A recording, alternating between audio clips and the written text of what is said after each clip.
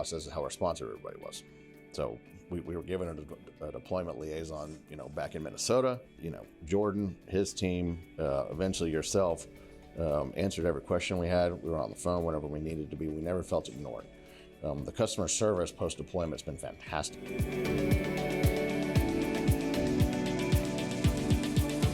I thought it was great. So I got along really well with our deployment person, Jordan. I found him very easy to work with, very responsive. I think that of course depends on, your own personal proclivities. I was very open. I was the one driving it.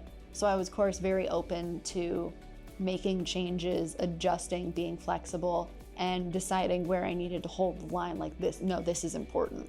So I was happy to do that. I was happy to be involved. And that may be a different perspective than some people who are perhaps involved in an implementation, but they're being forced and they're not necessarily excited about the process. And that is much harder for everyone involved, because if you don't want to participate, then you're going to get impatient if it's not exactly the way you think it should be immediately. And change management is arguably the hardest thing you can do in a company. People do not like making adjustments unless you make it very explicitly clear how it's going to benefit them. And for the most part, people here, we've managed to show them the ways in which their life is easier because we did this. But if you can't find that, then you're gonna be a wall at all opportunities. And then the deployment is not gonna be very fun for anyone.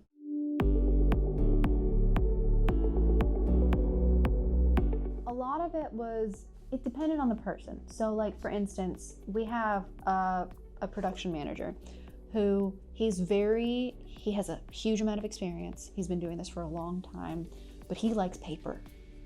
He likes to carry around lists. He's comfortable with it. And so a lot of his buy-in was based on our relationship. I built a relationship where he trusted my opinion. He was like, listen, if you want this, if you think it's gonna get better, I'm gonna go with you on it, but I don't like it. So he wasn't enthused, but he understood why I wanted it, and he was willing to trust me. And then over the last 6 months, I've showed him how to do a couple of things, and now that he can pull his lists and pieces of paper out of the system by himself without asking, he's delighted. He's very happy about it. He has no problems with Steelhead as a concept. He's fully involved, and he's ready to bring his guys in for retraining if something is wrong.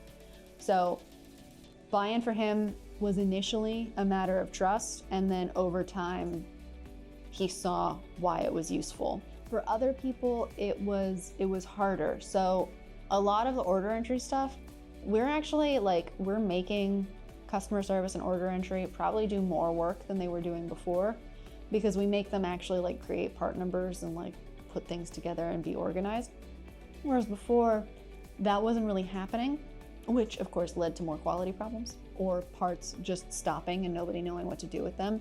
So in that, people saw why it was useful, but for them specifically, it was going to be more work. So that was harder. Once they kind of got used to the new steps, they were like, okay, this is my job, I get paid for it, it's fine, I'm cool. Then there's people like me and like John who are like, oh my goodness, data. Love this, absolutely on board, super excited from the beginning.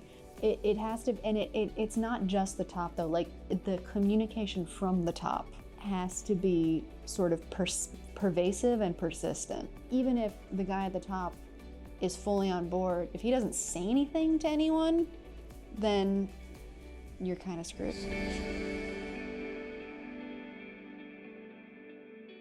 Yes, I went to Minnesota to talk about the system, and I helped with the design of it, so I've been excited about it.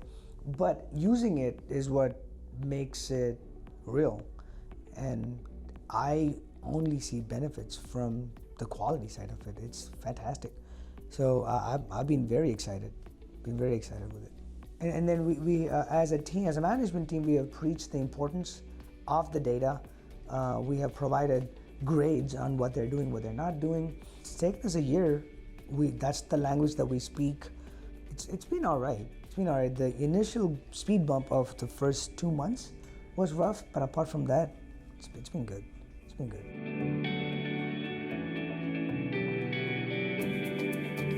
I mean, you have to just do it. You have to do it. And important is whenever something doesn't work, the feedback needs to be quick. You have to do it. You're gonna make mistakes, and you just have to learn from it.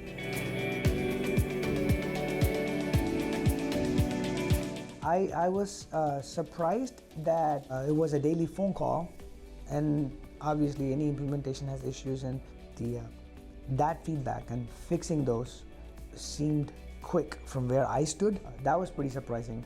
And the cut of Jordan, where it was like, hey, you're done with the implementation phase and you moved on to sustaining customer, that was cut and dry, but that's also working okay.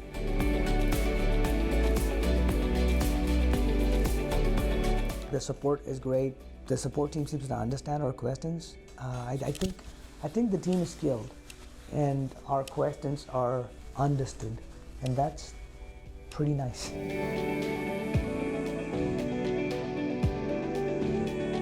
It was primarily Dina. I told her that this was the Pottery Barn, and if she broke it, she owned it. And so she took that to heart. I guided her as best as I could whenever she had to make tough decisions. But I let Dina run with it. She was the person who did it, and at the end of the day, I think she did a great job. Well, I mean, you have to be direct, and you have to be honest with them. I mean, you just have to say, and this is what I did for months ahead of time, guys, we're doing this. This is the date we're doing it, and we're switching it. The justification for me was, one, I wasn't happy with our current ERP, and two, I needed more data to make better business decisions. But I also, brought the team in. We had a lot of leadership meetings. We do a monthly kind of leadership meeting where we can kind of talk about things, and we go through different aspects of the business. We have, weekly operations meeting, but this is, the company leadership. What are we working on? What do we need help with? Steelhead was a topic months before deployment. And I reiterated 3 facts. One, it's going to be very hard and it's going to suck. We're not going to like it, and you're going to complain, and I'm going to hear your complaints, and that's okay. It's okay to complain because it's going to be hard. 2, when it's finished, we're going to love it because it'll be a different system. It takes everybody a lot of time to get used to different systems. When your iPhone updates, people complain about that because they can't find this and they can't find that. Anytime something that you're used to doing on a daily basis changes, it creates negative emotions. But that's okay because it's temporary. At the end of the day, most people, I think, are happy with it. There's still some kinks we're working out, but that's okay. And we're getting a lot better data. And to be honest, the margin improvement we see, it's done its job.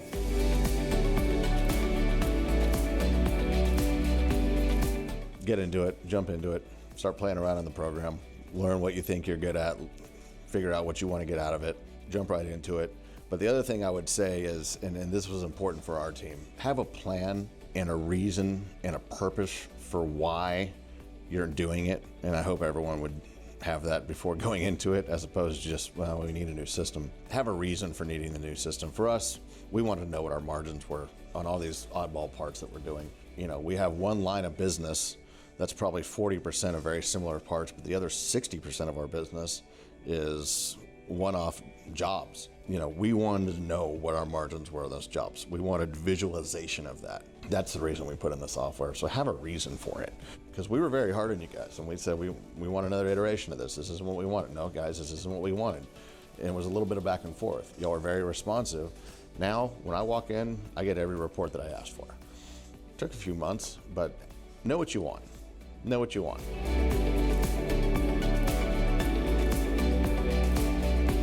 Using it, hands-on. I mean, I'm a person that I'm not too good learning by instruction.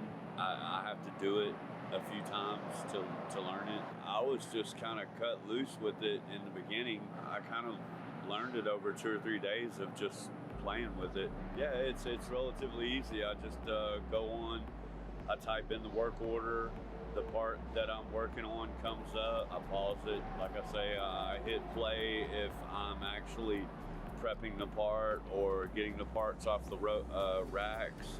And then once I actually have them in the tank, then I pause it until they're stripped and come out of the tank, and then I move it to the next station. Not as much paperwork. I mean, yeah, that's the easy part. It's real easy for me to use.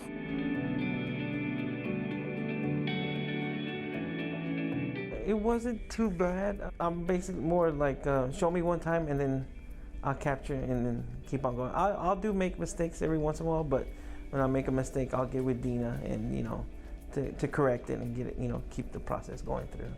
Yeah.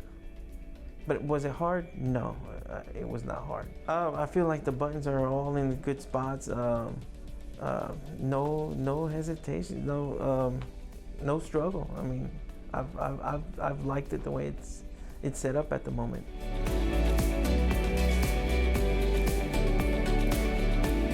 I've basically I'll go in there and I'll play with it, and mess with things without saving, but try to figure little things out here and there. But training, there really wasn't much training. It was just a day by day and kind of figure things out. I mean, so far, the experience that I've had with Steelhead, the little bit that I've had, communicating through email with the reps, if there's a little issue, we've been getting things fixed. I think so far, I like it. I love it. So I haven't had any issues with it. So what would I say? I think it's great, honestly.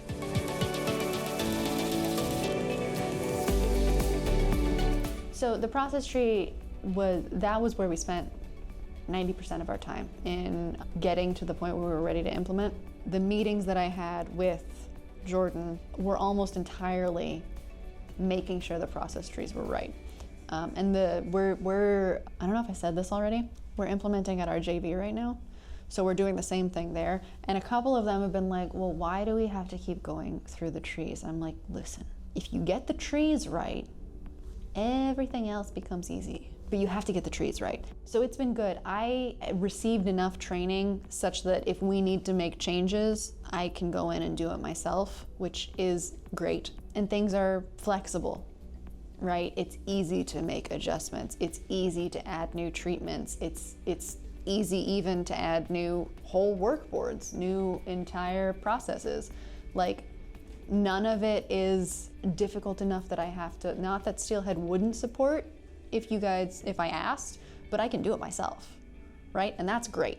Like, having the ability to go in and just make all that stuff and have it be useful is super. Like, I made one, this is my favorite brilliant thing that I came up with. I made a customer hold process that is solely for the purpose of putting reworks into when we're waiting for a customer to answer them.